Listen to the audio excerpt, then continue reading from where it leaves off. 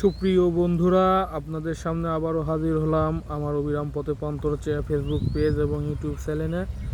তো বন্ধুরা, আমরা দেখতে পাচ্ছি আজকে মেঘের আবহাওয়া অনেকটা বৌরি বলা চলে, অনেক বাতাস হচ্ছে।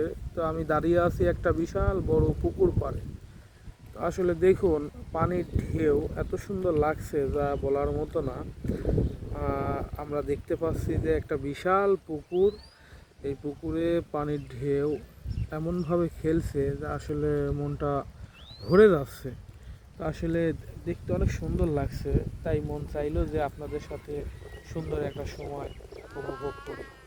তো আপনারা দেখুন, অনেক সুন্দর লাগছে।